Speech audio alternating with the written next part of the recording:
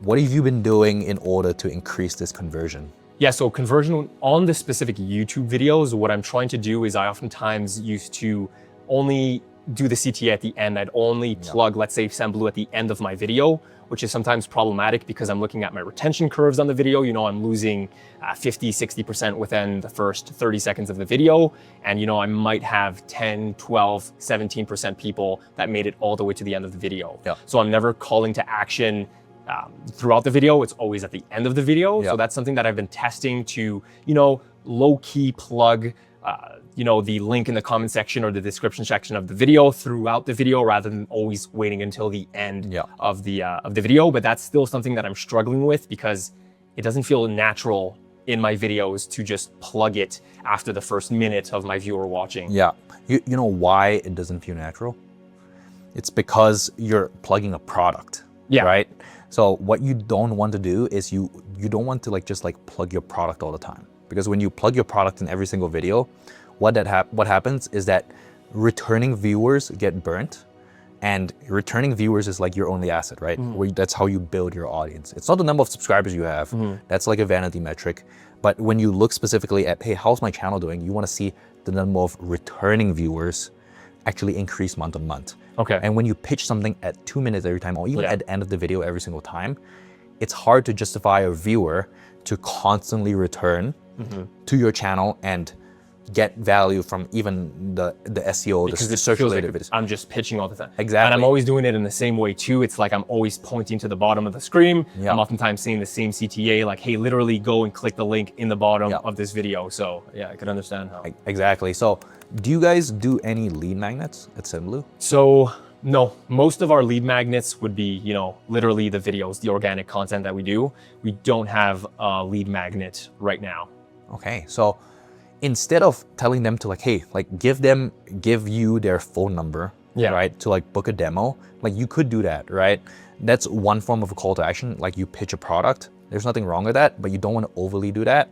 And as you said, it's super important at the 2 minute or 3 minute mark to pitch something, because that looks like your average view duration. Your average view duration is a 2 minute mark. Exactly, that's what I was So I would actually pitch something at the 2 minute mark. Okay. Right? And you can't pitch SendBlue, you can't pitch your product all of the time. So what you want is to add value to the customer, right? So this is where you, as someone who's doing the marketing stuff, can work with the team. What can we do to create a lead magnet? Sure. Right? Okay. And there are certain lead magnets that will resonate with the audience, some won't. The easiest way to make sure that it resonates with the audience is that your lead magnet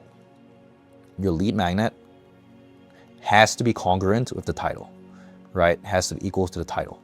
So if the title promises, right, best Go High Level guide, what's the lead magnet you would provide there? A Go High Level guide. You would have a step-by-step breakdown. Hey, this is a video summarized into a 10-page document, right? Enter your phone number, email here, and then they will get the Go High Level guide. And still, you can text them and introduce them to a demo. Exactly. It's true. But now, it doesn't feel weird. Why does it not feel weird? It's because when the lead magnet is congruent with the title, you're basically just offering them a simple solution to help them solve the problem they came to you in the very first place. So then, just like that, it's a lot more natural for you to pitch a lead magnet. Yeah, rather than a link towards a website, towards a demo. Okay. So right now, you're just pitching the demo. Yeah. You have a 5% conversion. Imagine if you pitch something congruent with the title. What would that be? Yeah. Maybe 7%, maybe 10%, right? And it would be a lot more congruent with the actual video. So they'll consume the lead magnet, and then they're more likely to know, like, and trust you. And as a result, eventually buy from SendBlue, right? Maybe it might take a longer, but you get more leads that you can nurture. And you guys do a good job. No, we're getting a good amount of leads, and when they do come in, they're qualified. So if we just got more amount of leads coming in that we could have more conversations with, that's going to lead to more sales. Exactly. So the title will control the lead quality, right? Because it targets a certain audience. Mm-hmm. And then the lead magnet is basically conversion. How can you get people into your ecosystem? Yeah. Which you guys will do a good job at converting anyways. Okay. So in terms of the math here, right? The way that we can get you to 1 mil a year, right? If we know that 550 leads equals 300 grand a year, right? We basically need to 3x this number. Yeah. Right? Let's say it's 3x or 3.3x. Let's say it's 3x.